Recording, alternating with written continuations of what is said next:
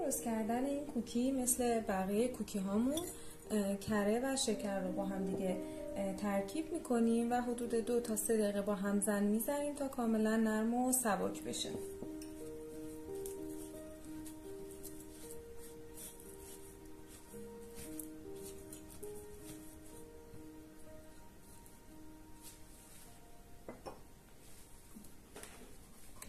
حتما حین کار اطراف ظرفتون رو کاملا تمیز کنید که هیچ شکری اطراف ظرف باقی نمونه و کاملا با کره مخلوط بشه. تا جایی باید مواد رو هم بزنیم که اصطلاحاً دیگه صدای شکر توی موادتون شنیده نشه و مواد کاملا سبک و پفکی بشن.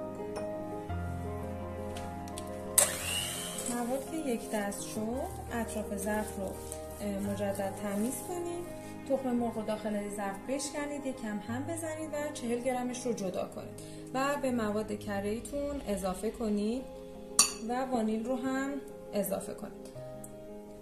در حد مخلوط شدن مواد و اینکه تخم مرغ جذب مواد کره‌ای بشه مواد رو با همزن بزنید.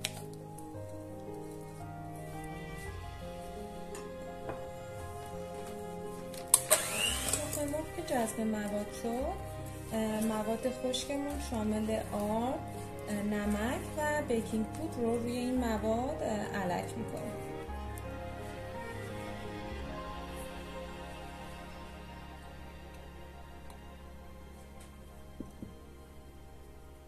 مواد رو با لیستک هم میزنیم تا خمیرمون آماده بشه.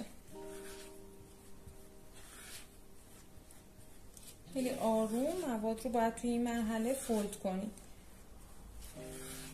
خمیر که یک دست و منسجم شد، پودر نارگیل رو به موادمون اضافه میکنیم.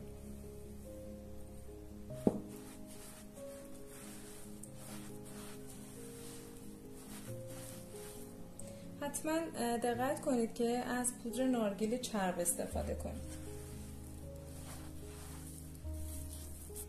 و در آخر شکلات خرد شده سفید رو بهش اضافه میکنم. میتونید از شکلات چیپسی سفید هم اگر که در دسترسیتون هست استفاده بکنید. موادمون که آماده شد، خمیر رو مثل بقیه کوکی هامون با سلفون کاملا کاور میکنیم و حدود 1 ساعت تا 1 ساعت و نیم داخل یخچال استراحت میدیم. اگر که عجله دارید حدود 45 دقیقه بذارید داخل فریزر و بعد طبق دما و زمانی که توی رسیپی گفته شده میتونید کوکی رو پخت کنید.